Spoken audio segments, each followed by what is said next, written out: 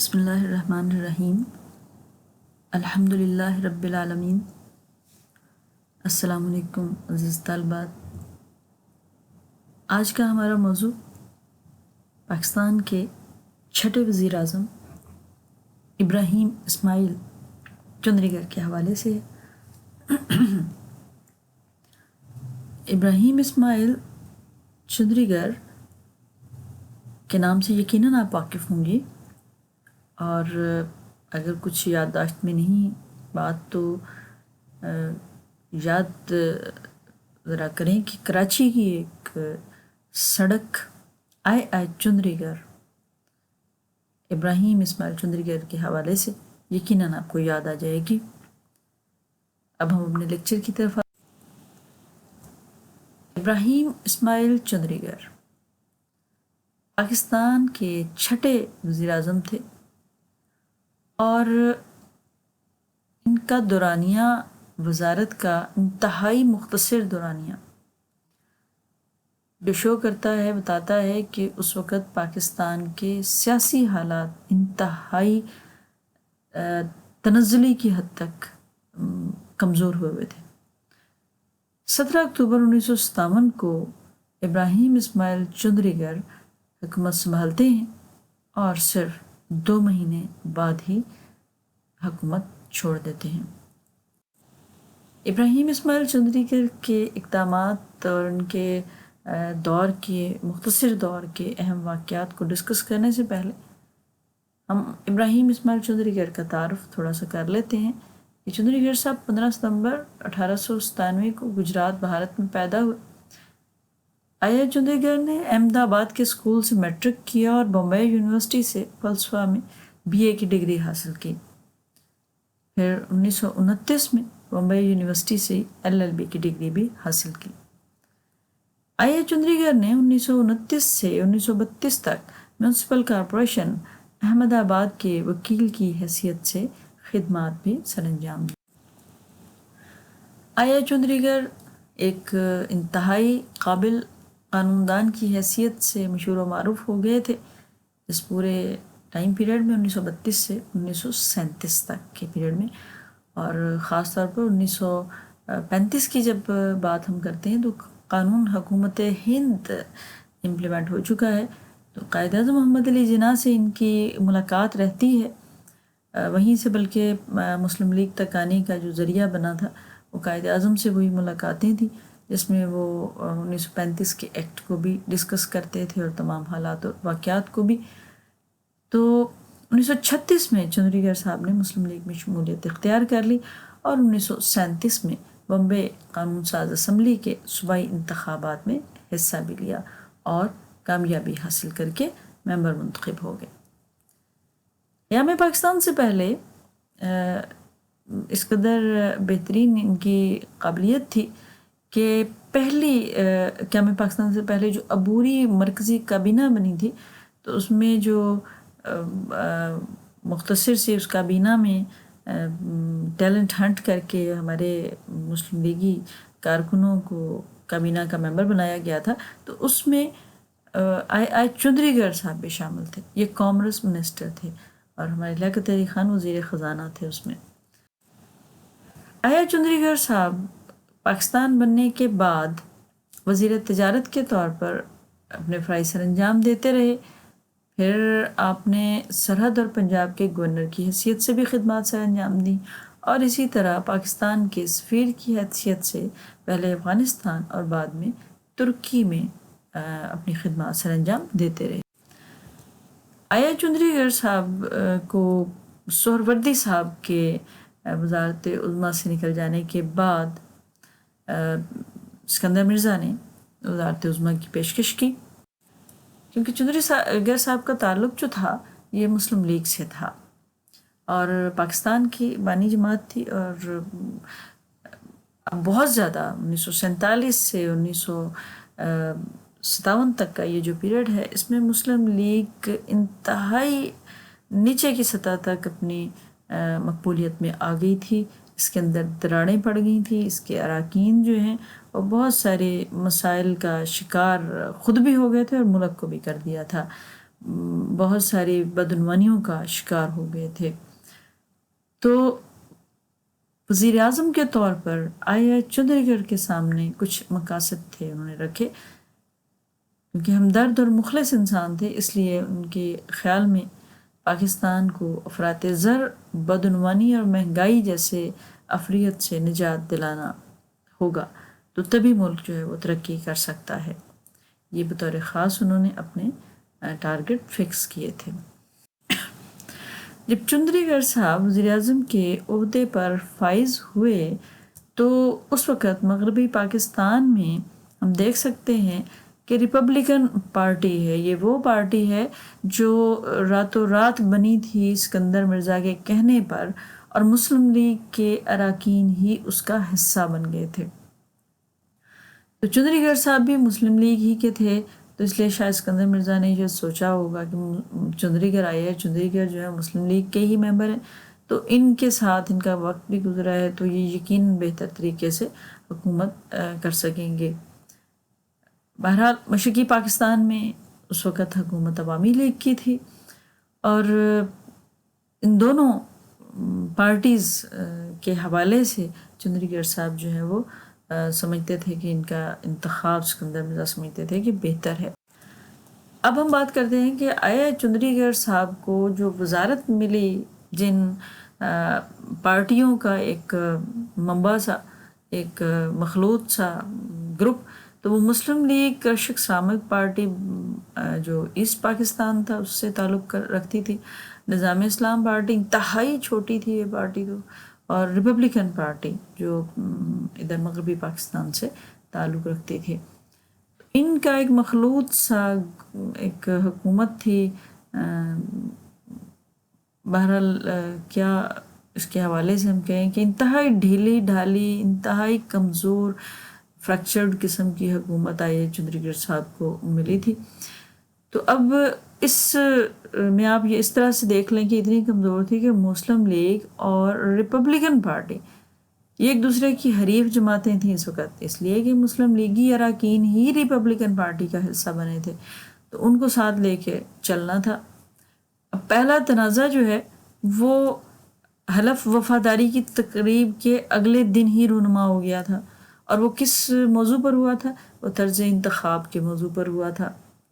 اب ہم یہ بات بھی بار بار ڈسکس کر کے آ چکے ہیں کہ مسلم لیگ جداگانہ طرز انتخاب کی حامی تھی، جبکہ ایسٹ پاکستان سے تعلق رکھنے والے کرشک اسلامک پارٹی مخلوط طرز انتخاب کی حامی تھی، کیونکہ وہاں پر ہندو بستے تھے زیادہ، جو امیر بھی تھے، پیسہ بھی تھا ان کے پاس، فنڈ بھی وہ زیادہ دیتے تھے، اس لیے وہاں کی جو پارٹیز ہیں وہ ان کے پروگرام میں ان اقلیتوں کا خیال زیادہ آتا تھا، تو اس لیے مخلوط طرز انتخاب کو وہ زیادہ پسند کرتی تھی۔ اب ان کے دور میں آیا چودھری گڑھ صاحب کے دور میں جو ایک انتہائی مختصر سا دور تھا، لیکن اس میں بھی انتہائی بہترین کام کر دیا تھا محترم آیا چودھری گڑھ صاحب نے، اور وہ کیا تھا کہ ایک آرڈیننس جاری کر دیا تھا سمگلنگ کی روک تھام کے لیے۔ سمگلنگ نے بڑا برا حال کر رکھا تھا پچھلے چند سالوں سے اس وقت، کہ آٹے کا گندم کا بحران جو ہے وہ اس وقت کافی زیادہ تھا، اور خاص طور پر مشرقی پاکستان میں یہ بحران تو انتہائی زیادہ شدت اختیار کر گیا تھا کہ پولیٹیکل پارٹیز کو اپنے ورکرز سمیت ایجیٹیشن جو ہے وہ انہوں نے کیے تھے، احتجاجی ریلیاں نکالی تھیں۔ چنانچہ سمگلنگ کی روک تھام بہت ضروری تھی، اور مشرقی پاکستان کے بارڈرز کا اگر آپ جائزہ لیں گے اس وقت کے، تو آپ کو پتہ چلے گا کہ وہ جو سمگلنگ ہوتی تھی وہ انتہائی ٹیکنیکل طریقے سے سمگلنگ ہوتی تھی، یعنی بہت ساری جگہوں پر چونکہ یہ مشرقی بنگال، مغربی بنگال تھا سابقہ پاکستان بننے سے پہلے کا، تو اس کی جو باؤنڈری تھی وہ ایسے سچ نہیں کوئی بنائی ہوئی تھی کہ لائن کھینچ کے تو کوئی دیوار کھینچ دی جائے، وہ ادھر بھی علاقہ تھا ادھر بھی علاقہ تھا، ساتھ ساتھ وہ تھے، اور سم ٹائم ایسا ہوتا کہ کہتے ہیں کہ جی ٹماٹر اور پیاز کی جو سمگلنگ تھی وہ اس طریقے سے ہوتی تھی کہ لڑائی ہو جاتی تھی دونوں طرف کی پارٹیز کے درمیان بظاہر ایک پارٹی ٹماٹر بھیجتی رہتی تھی، دوسری پارٹی جو ہے وہ پیاز بھیجتی رہتی تھی، اور ایک ٹماٹر، تو مطلب ٹماٹر اور پیاز کی سمگلنگ جو ہے وہ اس طرح سے ہوتی تھی. تو اب یہ اس طرح کی جو ٹیکنیکل سمگلنگ تھی اس کو روکنا ایک انتہائی ضروری قسم کا امر ہو گیا تھا، اور یہ آیا چندریگر صاحب کے دور میں ایک انتہائی مفید جرأت مندانہ فیصلہ تھا کہ آرڈیننس کے ذریعے مشرقی پاکستان کی سرحدوں پر فوج کو سمگلنگ روکنے کے لیے خصوصی اختیارات دیے گئے تھے. اس آرڈیننس کے تحت فوج نے فوری طور پر جب مہم کا آغاز کیا تو پتہ کیا چلا کہ مشرقی پاکستان میں سمگلنگ جو ہے وہ بڑی وسیع پیمانے پر پھیلی ہوئی، یعنی اس سمگلنگ کے ساتھ روزانہ تقریباً 10 لاکھ انسان جو ہے اس کاروبار کے ساتھ منسلک ہیں، اور یہ کوئی چھوٹے بڑے کی اس میں تفریق نہیں ہے، سب لوگ اس میں شامل ہیں. اس میں صوبائی حکومت کے وزیر بھی شامل ہیں، اس میں بڑے بڑے بزنس مین بھی شامل ہیں، اور ایون کانگریس پارٹی کے جو بی کے داس صاحب تھے، وہ بھی بسنت کمار داس، وہ بھی اس کاروبار میں شریک تھے. کلکتہ میں ان کا تمام پیسہ جو تھا، کلکتہ میں سیاست کرنے وہ مشرقی پاکستان میں آتے تھے، لیکن پیسہ سارا ان کا جو ہے وہ مغربی بنگال کے یعنی ہندوستان کے بینکوں میں رکھا ہوا تھا. تو پاکستان کی جڑیں کاٹنے کے لیے ایسے اقدامات اس وقت کے یہ لیڈر جو ہیں وہ کر رہے تھے. بہرحال تو اندازاً سمگلنگ سے اس وقت ملک کی معیشت کا جو نقصان ہو رہا تھا، آپ اندازہ کر سکتے ہیں اس وقت سالانہ 40 کروڑ سے 60 کروڑ تک کا ایسٹیمیٹ لگایا گیا تھا. اور ان کی حکومت جانے کے بعد، محترم آیا چندریگر صاحب کی حکومت جانے کے بعد،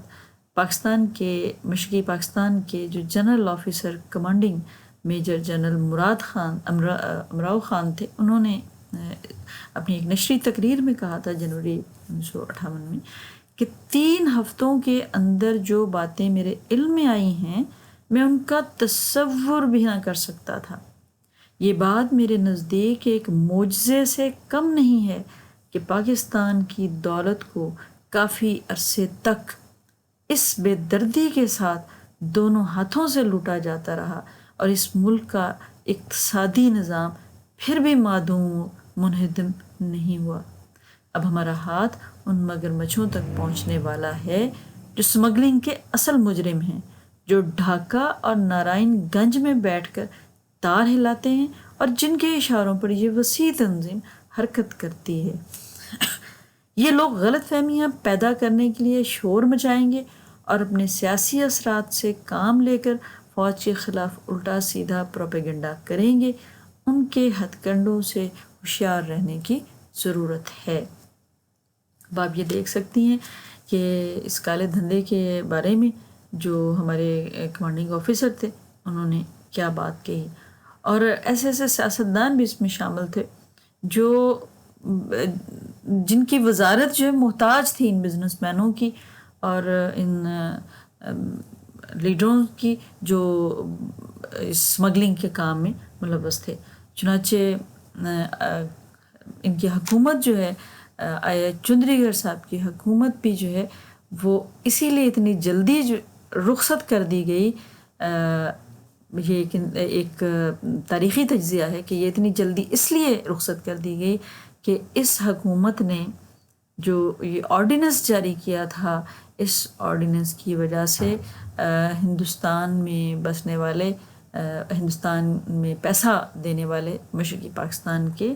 ہندو لیڈر جو ہیں وہ گھبرا گئے تھے. اس لیے جب ان کی حکومت ختم کی تو ملک فیروز خانون صاحب نے مشکل سے 20 دن ہی گزرے ہوں گے حکومت ختم ہوئے کو، تو انہوں نے اس آرڈیننس کو واپس لے لیا اور اس کی جگہ پرانے جو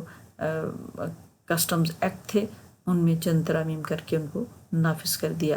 وہ جو نااہلی اور بدعنوانی کی وجہ سے پوری ایک مہم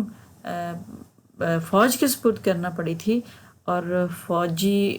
مہم جو ہے وہ ان بڑے سیٹھوں کے قریب آ رہی تھی، وہ اچانک ختم کر دی گئی. بہرحال یہ ایک بہت بہت زبردست قسم کا یہ چندریگر صاحب کا ایک کارنامہ تھا کہ انہوں نے ایک دفعہ یہ بتا دیا لوگوں کو، اگر وہ سمجھتے کہ ہمارے ملک کو نقصان پہنچانے کے لیے کس حد تک وہاں کی اقلیتیں جا رہی تھیں۔ اب اگلا ہم دیکھتے ہیں صورتحال کہ جس مسئلے پر اگلے دن ہی حلف اٹھانے کے تنازع ہو گیا تھا پارٹیز میں، حکومت کرنے والی پارٹیز کے درمیان، وہ کیا مسئلہ تھا؟ جداگانہ طرز انتخاب کا مسئلہ تھا۔ اس چیز کو ٹیک اپ کیا آیا چندری گڑھ صاحب نے کہ جداگانہ طرز انتخاب جو ہے وہ رائج کیا جائے، آئین کا دوبارہ ترمیم کر کے آئین کا حصہ جو ہے وہ بنایا جائے، کیونکہ اس سے پہلے ہم دیکھ چکے ہیں کہ 1956 کا آئین جب بنا ہے، اس سے پہلے آئین نہیں بن رہا تھا تو طرز انتخاب کا مسئلہ سامنے بار بار آتا تھا۔ پھر اس کو انٹچڈ رہنے دیا 1956 کے آئین میں، اور بعد میں سہروردی صاحب نے مشرقی پاکستان کے عوامی لیگ کے لیڈروں اور کانگریس کے لیڈرز کے کہنے پر انہوں نے اس مخلوط انتخاب کے تقاضے کو، انہوں نے مخلوط طرز انتخاب کا جو ایشو تھا اس کو حل کیا تھا مخلوط طرز انتخاب نافذ کر کے۔ تو اب دوبارہ جب یہ مسئلہ سامنے آتا ہے جداگانہ طرز انتخاب کا، تو پھر دوبارہ سے، کیونکہ مسلم لیگ ہمیشہ سے جداگانہ طرز انتخاب کی حامی تھی، تو مسلم لیگ ہی، یہ آیا چندری گڑھ صاحب بھی مسلم لیگی ہی تھے، مسلم لیگی رہنما تھے، چنانچہ انہوں نے جداگانہ طرز انتخاب کے مسئلے کے حوالے سے اسمبلی میں پھر ترمیمی بل کا مسودہ پیش کرنے کی بات کی۔ یہ ترمیمی بل کا مسودہ جو ہے یہ پیش ہوا۔ اب ریپبلکن رہنما جو تھے وہ ایکچولی جو ابتدا میں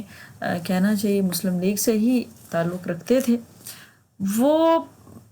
اس وقت بھی جب سٹارٹ میں دونوں کے درمیان طرز انتخاب پر مسئلہ ہوا ہے حلف برداری کے اگلے دن ہی مسلم لیگ اور کرشک اسلامک پارٹی کے درمیان، تو اس وقت بھی ریپبلکن پارٹی کے اراکین جو ہے وہ خاموش رہے، وہ حکومتی اراکین جو ہے وہ خاموش رہے، اور یہ دونوں پارٹیز ہی ایک دوسرے کے حوالے سے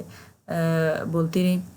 اب مسئلہ مشرقی پاکستان کے لیڈروں کو بھی یہ تھوڑا سا تھا، جو مسلم لیگ سے تعلق رکھتے تھے یا کوئی دوسرے ان کے تھے، کہ وہاں پر جداگانہ انتخاب کی حمایت کرتے تو مشرقی پاکستان کی فضا اس 25% اقلیت نے اتنی زیادہ بنا دی تھی کہ شاید جیسے مخلوط انتخاب اور جداگانہ انتخاب سے مسلمانوں کے حقوق پر یا اقلیتوں کے حقوق پر کوئی زد پڑ جائے گی، تو وہاں پر اگر کوئی ایشو اس طرح کا کوئی اٹھاتا تو پھر وہاں کی چونکہ وزارت عوامی لیگ کے پاس تھی جو انڈر تھی ہندوؤں کے اور متحدہ بنگالی قومیت کے حامیوں کے، تو وہاں ہنگامے ہو جاتے۔ اس وجہ سے کوشش یہ لوگ کرتے تھے کہ وہاں پر اس موضوع کو نہ ہی چھیڑا جائے، کیونکہ وہاں پر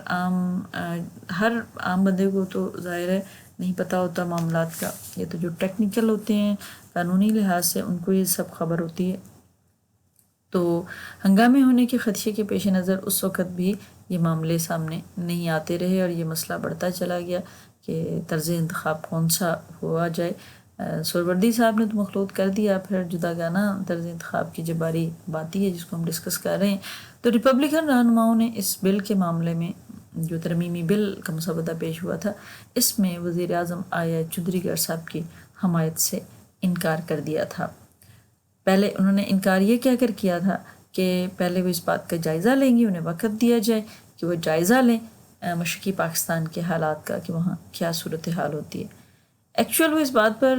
ریپبلکن پارٹی جو تھی وہ اس بات پر سوچ رہی تھی کہ مسلم لیگ سے ہم علیحدگی کیسے اختیار کر سکتے ہیں، کوئی دوسری ایسی پارٹی سامنے آ جائے جس کے ساتھ مل کر حکومت سازی کی جائے۔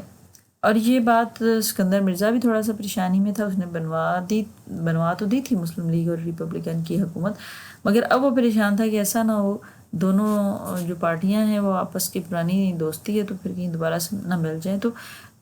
ان کے درمیان تنازع جو ہے وہ جاری رکھتا تھا۔ صدر ہونے کے ناطے وہ ان دونوں پارٹیز کے درمیان پیچ اپ کسی معاملے میں ہونے نہیں دیتا تھا، لہٰذا جب یہ نظر آتا ہے کہ کرشک اسلامک پارٹی جو ہے وہ مرکز میں آ گئی ہے تو عوامی لیگ جو ہے اس کو خطرہ لاحق ہو گیا۔ عوامی لیگ کے سہروردی صاحب انتہائی بہترین پولیٹیشین، انہیں اندازہ ہو گیا کہ کرشک اسلامک پارٹی اب آ گئی ہے تو ایسا نہ ہو یہ مستقل مرکزی لیول پر آتی رہے تو پھر عوامی لیگ جو ہے وہ نکل جائے گی اس سارے سیاست کے میدان سے، اس کی کمزور ہو جائے گی قوت۔ چنانچہ فیروز خان نون صاحب جو ریپبلکن رہنما تھے، انہوں نے ان کو بیک اپ دیا عوامی لیگ کے محترم سہروردی صاحب نے کہ آپ جو ہے وہ ان کو نکالیں، ان کے گٹھ جوڑ کو ختم کریں، ہم آپ کی حمایت کرتے ہیں. اور پھر چونکہ عوامی لیگ کو بھی ریپبلکن نہیں نکالا تھا، اس لیے وہ کھل کے بھی سامنے نہیں آ رہی تھی، تو صرف بیک سائڈ پر حمایت کا یقین دلایا تھا. چنانچہ ریپبلکن پارٹی نے جداگانہ انتخاب کے مسئلے پر وزیر اعظم کی حمایت سے انکار کر دیا، مسلم لیگ کی حمایت سے انکار کر دیا اور وزارت سے علیحدہ ہونے کا فیصلہ کر لیا. جو وزارت سے علیحدہ ہو گئے، ظاہر سی بات ہے حکومت ٹوٹنے کا ہو جاتا ہے خیال. تو وزیر اعظم چودھری گڑھ صاحب نے وزارت عظمیٰ سے استعفیٰ دے دیا. انہیں کہا دوبارہ اسکندر مرزا نے کہ آپ چیک کریں کہ اگر آپ کر سکتے ہیں. تو انہوں نے کہا 2-3 دن کے بعد انہوں نے کہا جی نہیں، میرے پاس اکثریت نہیں ہے، اس لیے میں حکومت نہیں بنا سکتا، تو سوری. چنانچہ انہوں نے استعفیٰ دے دیا. اس طرح پاکستان کی جو سیاست ہے وہ انتہائی کٹھنائیوں کا شکار ہوتی چلی گئی، اور جو ذہنوں کے رنجشیں تھیں وہ ایک ایک کر کے بڑھتی چلی گئی. اور یہ رنجشیں پیدا بھی اس لیے کی گئی تھیں کہ پاکستان کا جو ازلی دشمن تھا وہ ہمارے ایسٹ پاکستان اور ویسٹ پاکستان کے درمیان میں بیٹھا تھا. اور خاص طور پر ایسٹ پاکستان میں جو بستے تھے مغربی بنگال کی نیشنلٹی والے لوگ ہمارے ایسٹ پاکستان میں، یعنی ان کی نیشنلٹی وہ ڈوئل نیشنلٹی کے ساتھ کام کرتے تھے. ان کی شہریت ہندوستان کی بھی تھی اور ان کی شہریت پاکستان کی بھی تھی. اب ایک بندہ ایک ٹائم میں ایک ہی ملک کا مخلص ہو سکتا ہوتا ہے، تو اب وہ ادھر کے مخلص تھے یا ادھر کے مخلص تھے یہ اللہ بہتر جانتا ہے. بہرحال ہمارے ملک کے حالات یہ ہوئے کہ 1947 سے لے کر 1957 تک انتہائی 10 سال کے مختصر عرصے میں ہمارے ملک پاکستان میں 6 وزیر اعظم جو ہیں وہ حکومت کرنے کے لیے آ جاتے ہیں. اور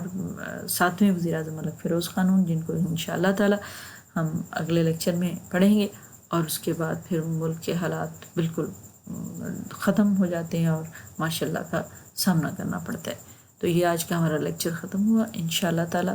یہ لیکچر کے ساتھ جو 7ویں وزیر اعظم ملک فیروز خانون صاحب کی وزارت کے حوالے سے ہے ہم پھر حاضر ہوں گے. اس وقت تک کے لیے اللہ حافظ.